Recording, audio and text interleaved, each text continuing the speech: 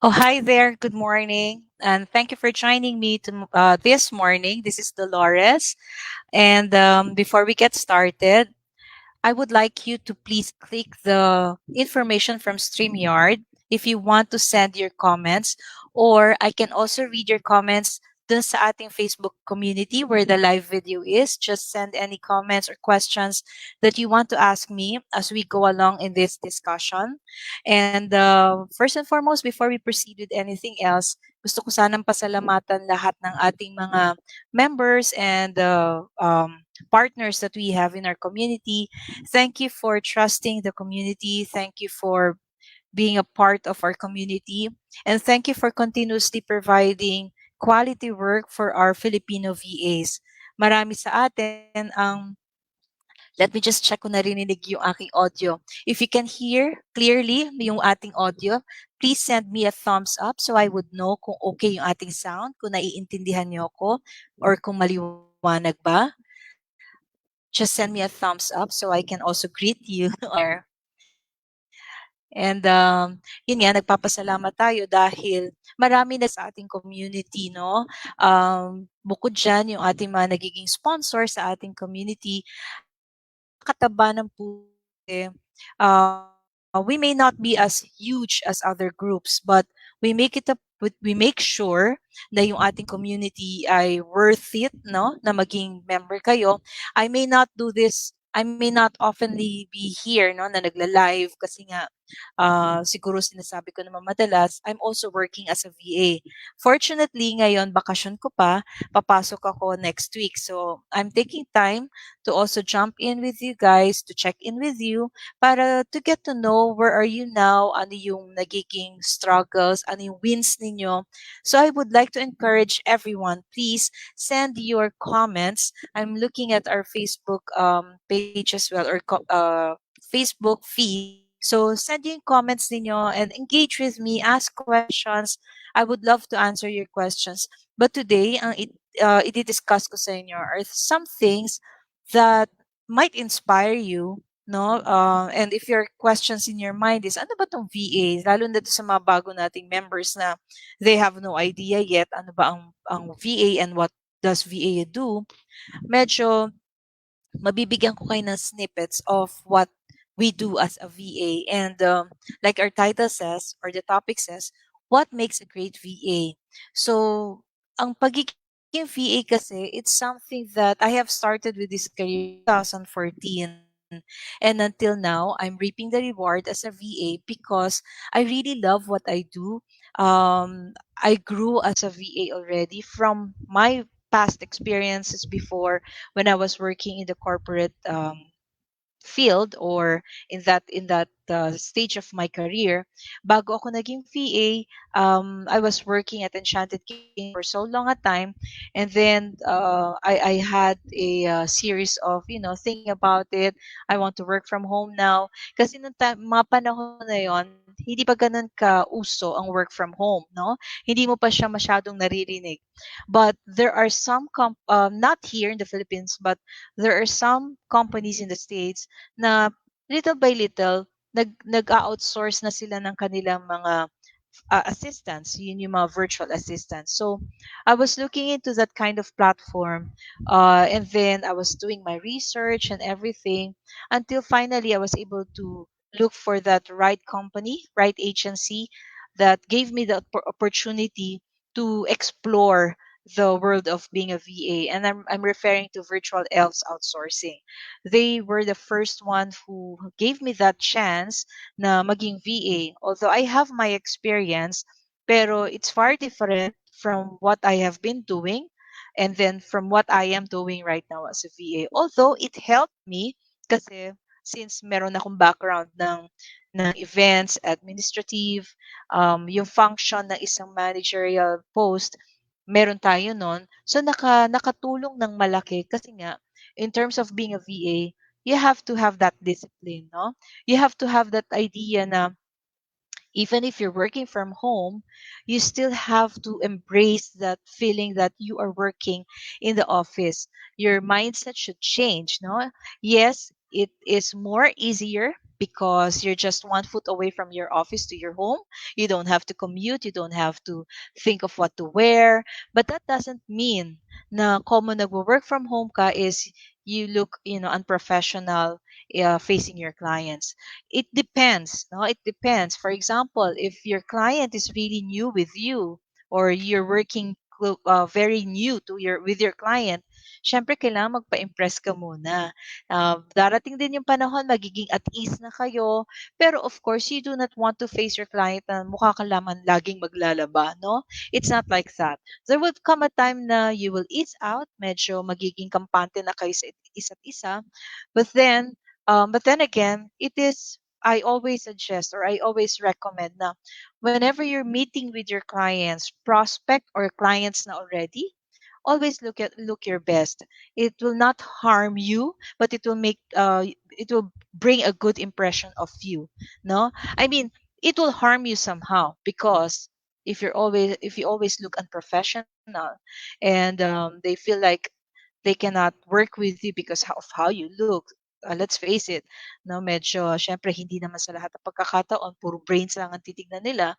They have to look at you in terms of how pleasant do you look, how well do you speak. So these are the things, or these are the information I would like to share with you on our topic today. So if you have questions, I encourage you again to please ask me questions. I'm just refreshing the Facebook so I can see if there are comments. Oh, there's subtitle.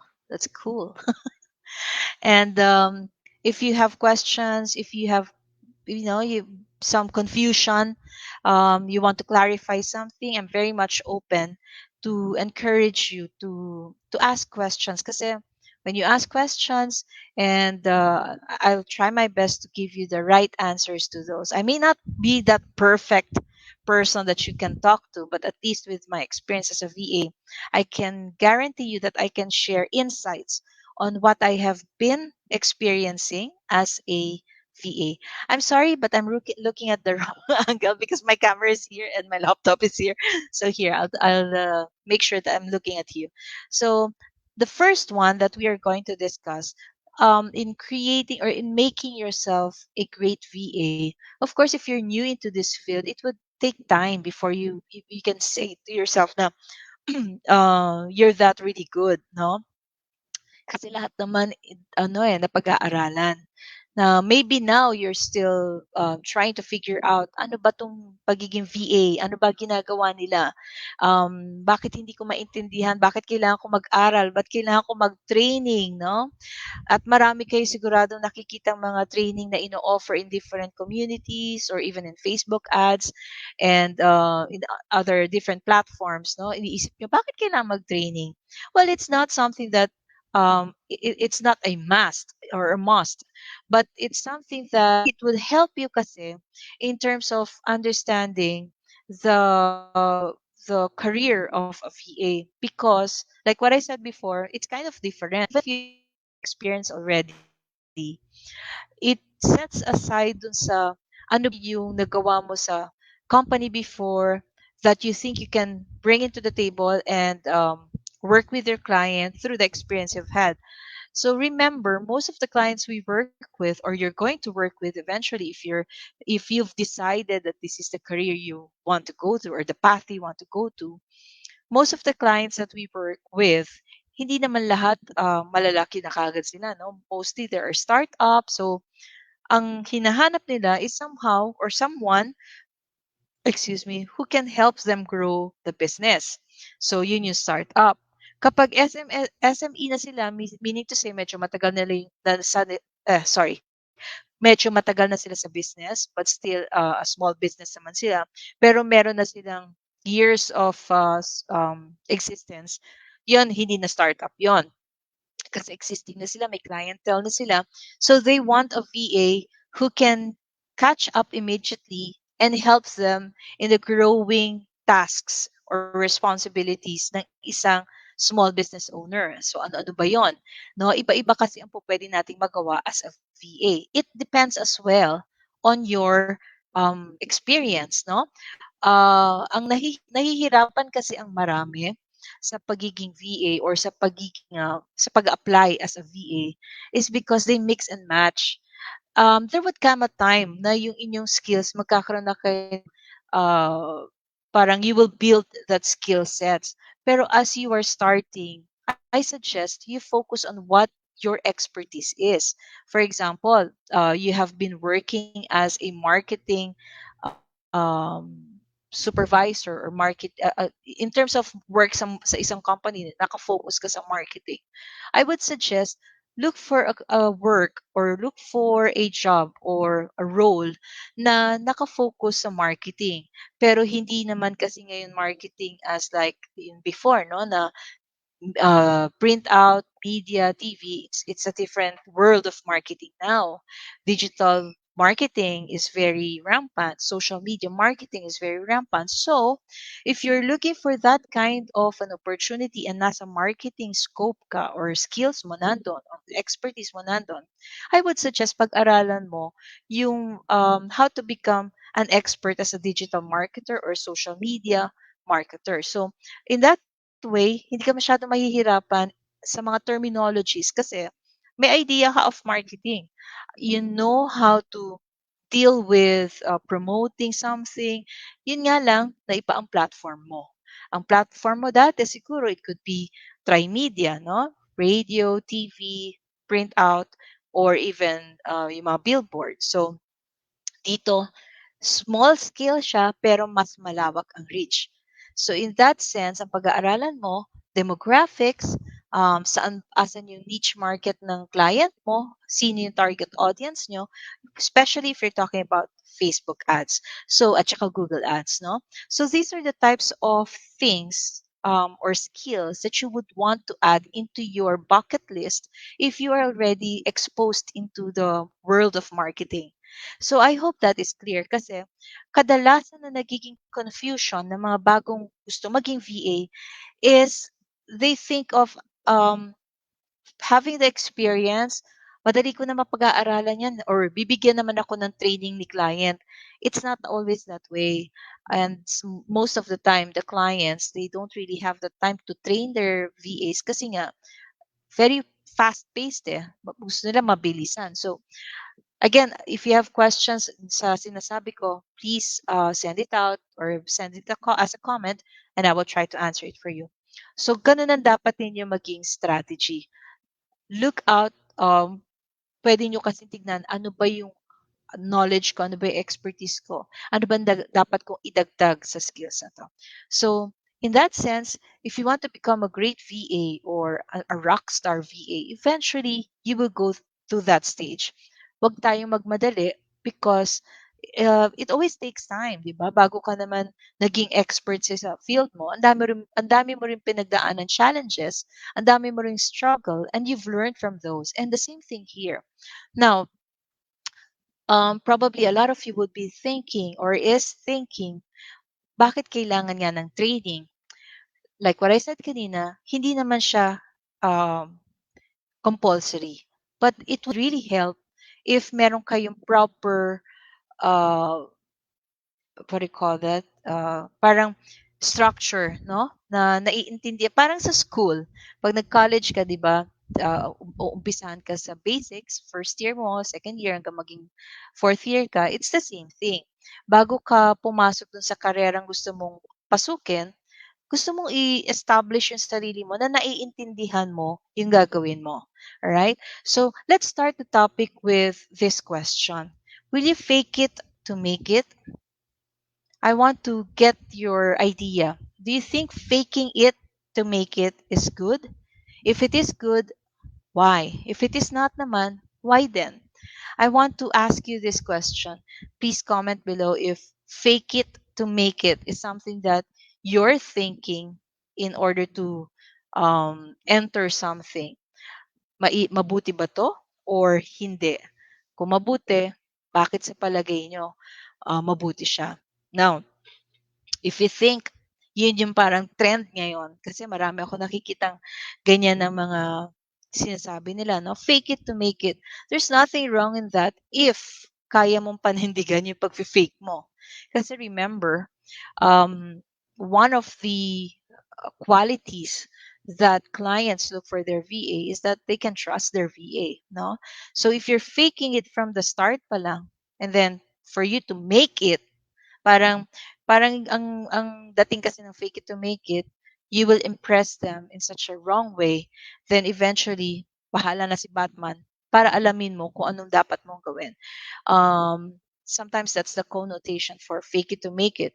But if you know something or you have an idea of something and you're trying to impress them, but in such a way na yung pag-impress mo sa kanila parang um you're creating lies for yourself, that's a consequence that you also have to face, no? For me kasi, when I was younger, I believe I've tried to do I did that. Just to share with you a story, I did that because I thought it would be a good one. Although it turned out to be a positive result for me. But I'm not saying gawin ninyo yung fake it to make it.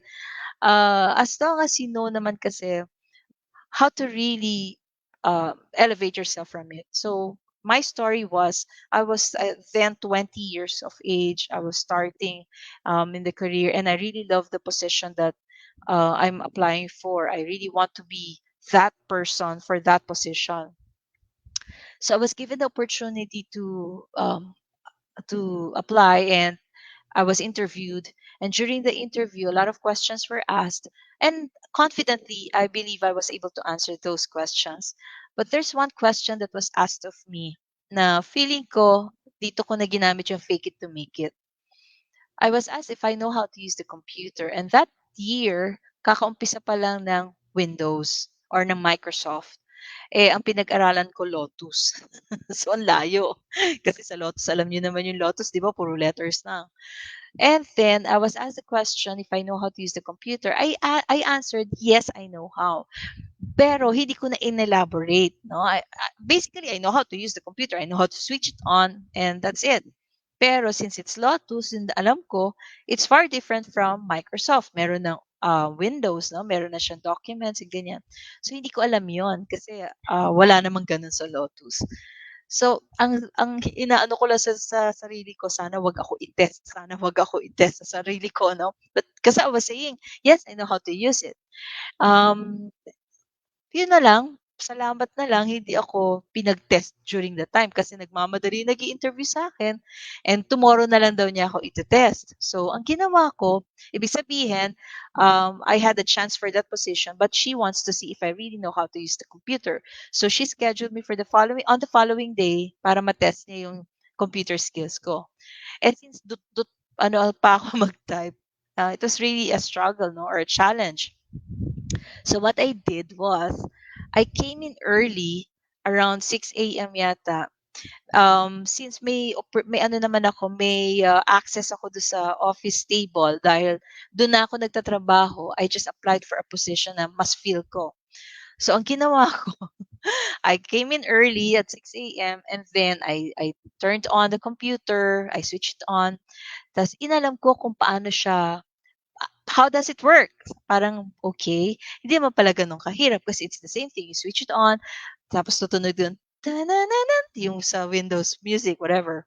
So, tinitingnan ko siya, paano ba i-access ito? Ano ba tong Microsoft Word na 'to?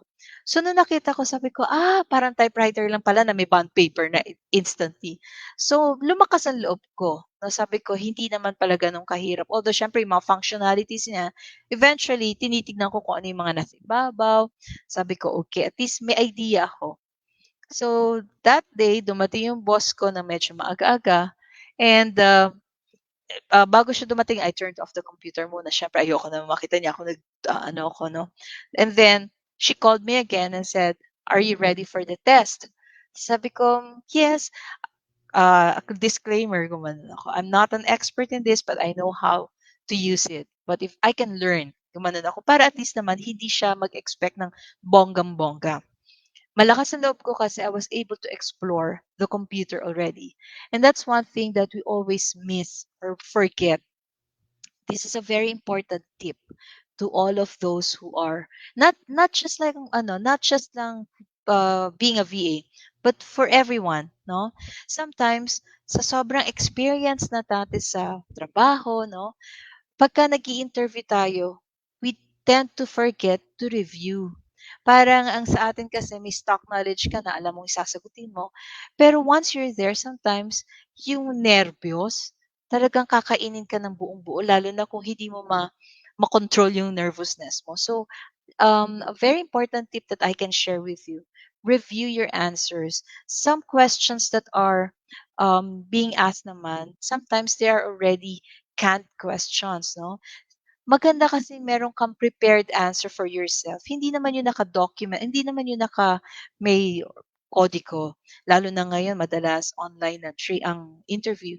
Maganda yung meron kang napag-aralan the day before your interview how to answer this kind of question, na parang you're very easy to answer it. Kasi nga, ramdam kapag ninenervyos ka, and when you're nervous, nawawala yung sense of uh, your answer, nawawala yung sense ng gusto mo sabihin kasi nga ninenervyos ka. Una, hindi mo alam kung paano mo sasagutin. But if you have prepared for it, it gives you a little bit of comfort na, oh, okay, I know how to answer this.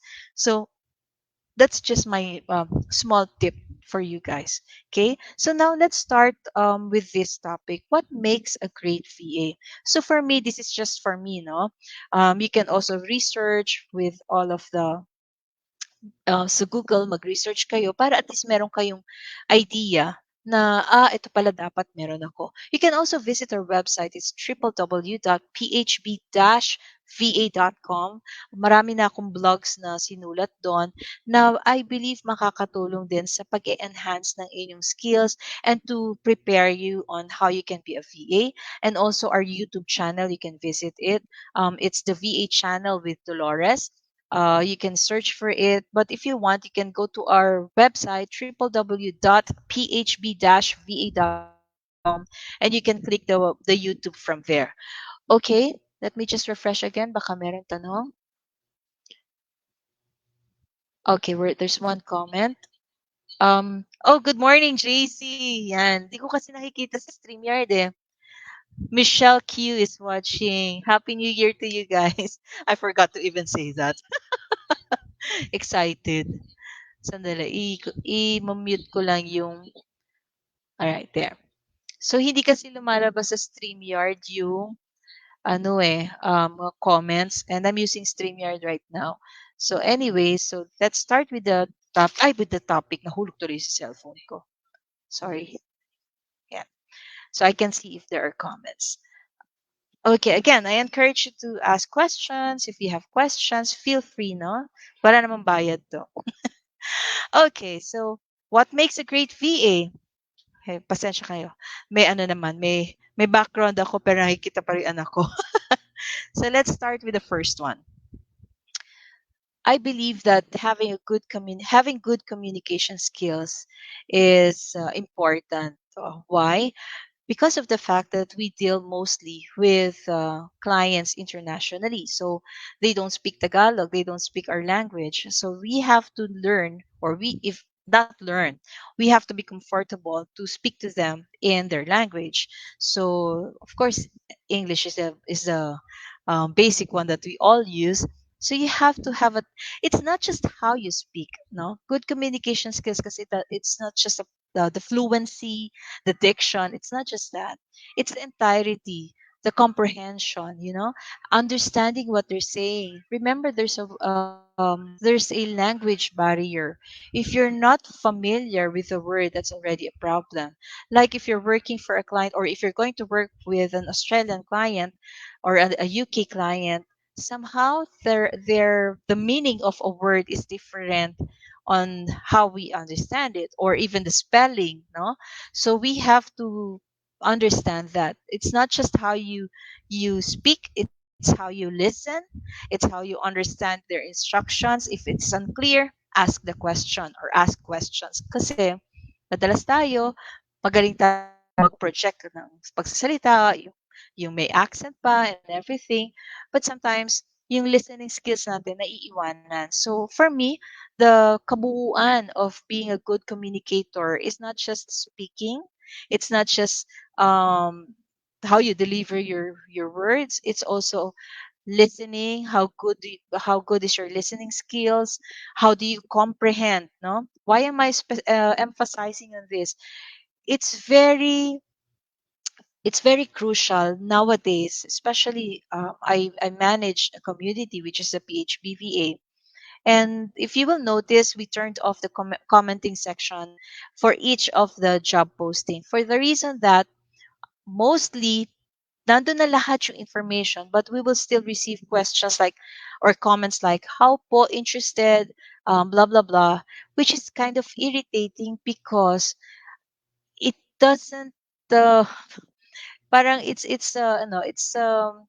nakakairita because everything that you need to know about the job posting has already been posted, but you would still receive questions like how interested, details please. It's not really professionally good for you, no? So if it is something that you are not aware of, stop doing that. You show how you understand it by following the instructions. So again, for me, good communication skills is not just how you deliver how you speak, no, how you intonate words. It's not just like that. The totality of being a good communicator, you listen well, you understand the message, you decipher the message, um, ask if it is unclear. So it's everything. You need to get the feedback, then follow up in the proper way via email, probably. But don't just say, how po, I'm interested, and whatsoever. Now, this is not really going to help you. And it's not really nice, okay? It's professionally, it's not really nice for you to do this. So I hope that you don't take that against me. I'm just helping you out. Hindi naman sa pagiging VA lang eh. For any position that you may be applying for, it will help you if you know how to communicate properly. Okay, so again, good communication skills. It includes listening, it includes understanding, it includes comprehending everything that what has been spoken or what has been written. Okay, mahirap umintindi minsan dahil nga like what I said, let's face it, language barrier pa rin. May mga words sila na hindi tayo familiar, although we speak English, kasi hindi naman natin talagang normal na ginagamit. But if you would find ways, there are ways that we can find out ano ba yung ibig sabihin ng ganitong word. O di search nyo agad sa Google. Make Google your best friend. So those are the uh, qualities that you should this is just one of the qualities that you should be adding if you want to be great in this career. Okay, the next one is good organizational skills, no? Magaling ka na makinig, alam mo na yung gagawin mo, pero hindi ka naman organized sa ginagawa mo, it will also be difficult for you. So being a VA kasi, most of us, we manage, hindi naman sa lahat, ano, pero kadalasan, some VAs will have 2 to 3 different clients. It can be from US or Australia or, mix up of different countries.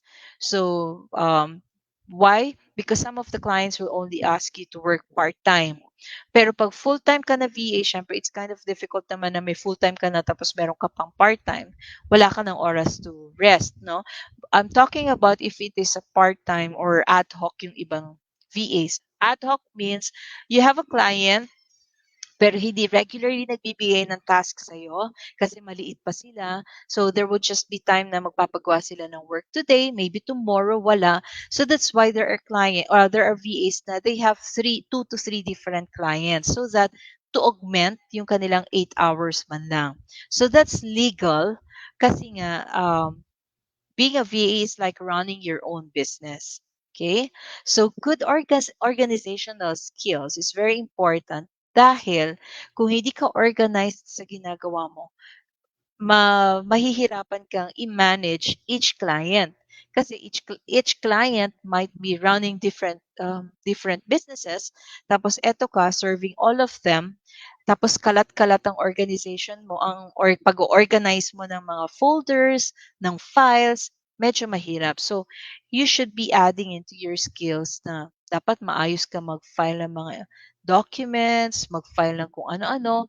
Meron ba nag-comment? Tingnan ko lang ha. Okay. So, importante 'yon kasi you as their VA, they will in charge you sa ganyang uh, klase ng task, no? Making sure that their files are okay, maayos. You should know how to use the tools like Google Apps or Dropbox. Kung ano man yung ginagamit nila, dapat naiintindihan nyo how to use that. And that's the importance of having an understanding of what a VA does, of what we do as a VA. Okay? So, maraming software or tools na ma-expose kayo. Now, if hindi niyo alam or if hindi ka familiar sa software or tools na to, dun pumapasok yung challenges. Marunong kang gumawa nito pero hindi mo alam gamitin to, medyo mahihirapan ka mag-follow through. And that's the reason why I am saying na pag-aralan din ninyo kung ano yung mga yan para at least well-versed kayo sa papasukin yung career. Okay? Number 3, for me, I believe is time management. Like what I said for my example kanina, kung meron kang 2 hanggang 3 kliyente, and iba-ibang time zone nila or kung pare-parehas naman ng time zone, mahirap din 'yon, 'di ba? So you should know how to manage your time. Paano 'yon? So syempre hindi ka magko-commit kung alam mo mag-o-overlap yung dalawa mong client. So you have to adjust accordingly para nasa-serve mo yung purpose mo as their VAs. Kasi mahihirapan ka lalo na kung ang laptop mo iisa lang, 'di ba? Ang nangyayari kasi minsan sa sobrang kagustuhang kumita agad, nasa-sacrifice yung quality, ang hinahabol quantity. Huwag tayong gano'n kasi, um, una magsa-sacrifice yung service mo, 'no, yung end result. Pangalawa, ikaw mismo mahihirapan kasi if your equipment is not capable to do such things tapos hindi pa gano'n kataas yung quality ng laptop mo, madi-derail ka din. So, start small. And then, eventually, pag kumikita ka na, pag nakikita mo ng okay na, nasa-establish mo na yung sarili mo, invest on your equipment. Sunod-sunod na yan. So, pag nag-invest ka na ng equipment mo, medyo lalakas na ng konti yung loob mo to have an additional client kasi alam mo, may capability ka na to accept more. Okay? So, yon pag-aralan ninyo yung pag-manage ng time nyo, especially so kung ang tatanggapin ninyong mga client ay taga-US, alamin niyo na yung time zone niyo is different, no? So, kailangan medyo marunong kayo mag-adjust. In my case, I used to have US clients before. Kaya lang, nahihirapan ako kasi nga, hindi naman ako bumabata na. So, I chose na to stick with one time zone, which is the morning time zone. And meron naman kayo makikitang ganyan, yung mga Australian time zone, no? So, if preference niyan, if you want baliktad ang oras nyo, of course, you have to work US time zone. If gusto nyo naman ng morning lang, then look for Australian time zone. Okay? So, again, it's up to you. You have you know how to manage your time. You just have to understand scheduling it is important, no? Okay? So the next one for me is adaptability. You should be flexible. Kasi ang VA, kami, may mga tasks na sometimes I haven't done it before. Like for example, makikisuyo sa akin yung client ko, accounting stuff, no? Stuff. I don't know that and I'm not into that. So explain ko sa kanya na um, I am not really doing this, but give me time. I'll just have a look. And if I see that I can do it, I would let you know. Don't just commit into something tapos hindi nyo naman magagawa. So that's why adaptability is important. One qualification that is very important for us VAs kasi nga from time to time you will experience to do tasks that may not be part of your job description, but it's not a regular thing that you will be doing. So parang ad hoc siya na bigla na lang papagawa ni client kasi for some reason hindi niya ma-handle yung mga ganyan. So you have to be flexible. You have to be open to that idea na hindi tayo naka-focus na hindi, ito yung job description ko, ito na. Um, Kasi pagka gano'n, parang you're not open to, isang way din yun ng mga clients to find out if you're okay to have additional work. And if that is okay with you, then the client would also add additional hours, or we will be giving additional hours para ikaw na lang ang gagawa ng work na yon. So it depends also on how you discuss it with the client. Okay, so this information I'm sharing with you can help you grow a relationship with a client that you eventually would like to work with. Okay, so the last one for me is that trustworthy. They need to trust you. They need to be able to trust you because they share vital information about their businesses. And if they feel like they cannot trust you, I think you will not even last a day. No, mahirap kasi yung mapagkatiwalaan ka. Mahirap kumuha ng trust, 'di ba? Kahit naman tayo, it's hard for us to just immediately trust. And pero I don't know, no? Again, sa time ngayon, sa age and time natin ngayon, parang ang dami na lang madaling maniwala sa mga bagay na nakikita sa social media, yung mga ganyan, but that's a different story. But in the case of you working with the client, the trust should be built in time. So you have to win their they have to see that they can trust you. How do you do that? Of course, you have to be honest. No? Pag hindi mo alam, be honest. Say, I cannot do this right now. I am not familiar with this. Can you give me time so I can learn it? Don't say that you know something and then you don't. You're already lying, no? Parang ikaw mismo ang nagko-create ng hole for you na para malubog ka sa isang posisyon or malagay sa isang posisyon na you don't want to be at. So be honest. Honesty is very important. Be transparent. Hindi naman sila nangangagat kung talagang hindi mo alam eh. Pag sinabi mo hindi mo alam, di hindi mo alam, ano gagawin mo? Alangan naman pagpilitan mo. No? But for me, pag hindi ko alam, minsan 'pag talagang gusto kong gawin at alamin 'yun, aalamin ko. Pero 'pag medyo out of my ano na, capability, like yung mga IT thing, yung mga ganyan, yung medyo mahihirap na parang website website development, something like that. I don't tackle that because I'm not into it. I'm not an SEO expert, so I don't dwell on that too much kasi hindi naman yun yung field ko. So, if I would want to learn that, I would really spend time and if it is something that interests me. Pero if it is not, I don't. Kasi sayang lang oras ko kung di naman talaga ako interesado, di ba? So, I only spend my time to learn something that interests me. Kasi syempre, gusto ko yung gagawin ko, gusto ko yung pag-aaralan ko. Pagka na dumating yung oras na kailangan kong gawin, hindi ako mahihirapan sabihin, "Oh, yes, I know that." And with gusto. Hindi yung parang napilitan kang sabihin na, "Okay." Uh, Christian something. Yes, I am a VA. I am a VA by profession. There's a message kasi that popped out and asking me, "Are you a VA?" Don't you think I would be no, or I would know what to share with you if I'm not a VA? Anyway, so those are the things that you have to keep in mind. Um, let me just let me just can you please? Sorry, my husband was calling. Is calling. Sorry. So those are the things that um you must have in order for you to really grow and prosper in this career. I would like to share with you a quote from Mark Anthony because if you love what you're doing, um, he said that if you love what you do, you'll never work a day in your life. And that for me is a reward already as a VA, because before when I was working, I'm not complaining, no, just comparing.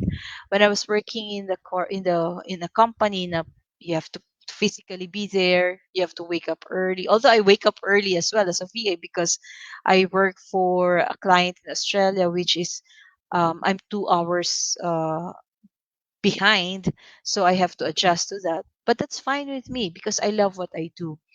I don't have to commute. I don't have to, go out, especially now that the pandemic is here. So prior to the pandemic, I've already been doing this. No, 2014 pa nga ako as VA. Now, if you want to start a career as a VA, I want you to ask yourself these questions. At least dalawa lang. The first one is why do you want to become a VA? No, ask yourself a question. Now, if you can answer yourself na feeling mo pang Miss Universe ang sagot mo doon sa tanong mo na yon para sa sarili mo, it means this might be your calling. The second one is, how prepared are you to become a VA? Nasagot mo yung una mong tanong.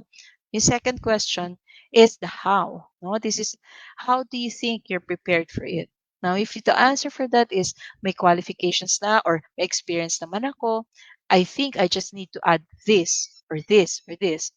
Then I invite you in our community. If you are a member, of course, I would suppose you are all a member because I'm just doing this live video here in our community.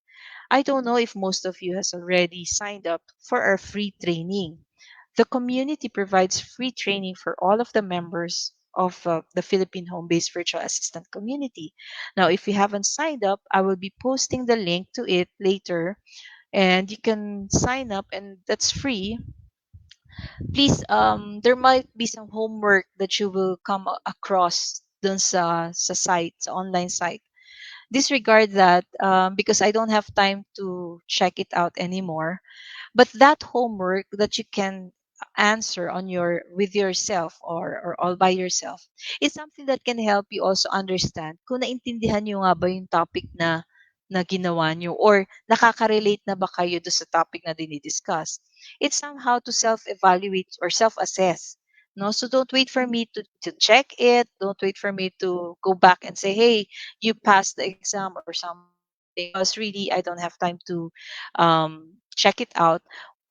This is something that you for yourself can help yourself understand, uy, naintindihan ko yung mga sinasagot ko or sagot ko sa tanong, no?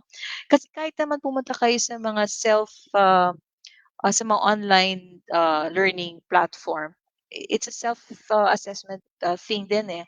So don't be too complain or don't be too reliant on me na I would check it kasi really I don't have time. All of the information or all of the topics that we have there from module 1 to module 5 can really help you kickstart your career as a VA only if you really want to become a VA. But if you are thinking of just doing this or becoming a VA just now for the reason that pandemic pero wala sa puso ninyo at ang aim nyo lang ay kumita, I don't think this is the right one for you. So I'm just being honest with you and I'm being frank with you. Para na sa ganun, you won't waste your time, you won't waste energy and everything kasi hindi naman talaga para sa inyo, no? So again, I would encourage you to sandali, may tinitignan lang ako kung may comments. Okay. I would just encourage you to sign up for the free training kung talagang ito yung nakikita ninyong career path for you moving forward. If you are envisioning yourself na this is what I want. Okay? I will share the link doon sa Facebook community natin so that you can sign up and enroll yourself and start learning if you want to. It's a study at your own pace. You don't have to check out with me from time to time para at least nagkakaroon kayo ng structure, no? Na, okay, so this is how I write pala a resume. This is how I prepare a resume pala. This is how I prepare myself for an interview pala. So again, you can use the training not only for becoming a VA, but holistically you can also, it's okay. Holistically, you can improve yourself kung saan ninyo gusto mag-apply, no? For me, it's just giving back to the community. Now, what happens if you've already completed the training? In our community, we have partners, outsourcing agency partners. They hire VAs, but they don't hire VAs who doesn't have an idea what a VA is. And that's the reason why. So I'm bridging the gap between you professional Filipino professionals but doesn't have an idea about VA or becoming a VA, and we provided free training for you only if you are a member of the community. Now you've finished or you've completed the training. What's next? So of course you want to apply, you want to submit your resume now. Then we have the partner agencies in our community. They post regularly the job postings that they have. We don't approve job postings that we feel like, this is something that is not okay. So I guarantee you that all the job postings we approve is something that can guarantee you that, hindi kayo maluloko with the company that you're applying for. That is something that I want the members to feel in terms of being safe, no? If there are some companies that hindi ko masyado na scrutinize, ang red flag ninyo lagi is if they ask for you to pay something, no? If they ask you to provide credit card information, these are not required, and it is not something that legit companies would ask for. Again, these are red flags, and if there are something that you have experienced within our community na ganon, let us know. Give us the name of the outsourcing agency or the agency itself, and we will block them. Okay? Because hindi yun yung idea ko of nurturing the community. I want the members to feel secured when you are in our community, when you're browsing for job openings or applying for a certain position. I want you to have that feeling of, I'm sure I'm okay here. I'm in good hands. So that's what I want you to feel and to experience. So help us to make our community as good as it is now. And again, if you have not signed up for the free training, I will share the link with you guys. Click it, and my daughter, she's the one who's enrolling those who are signing up, and complete the training. And eventually, when you feel comfortable with it and you feel like, okay, I've I got the entire structure of how to be a VA, then I'm sure you will be comfortable sending out your resume, applying for the position that you would want.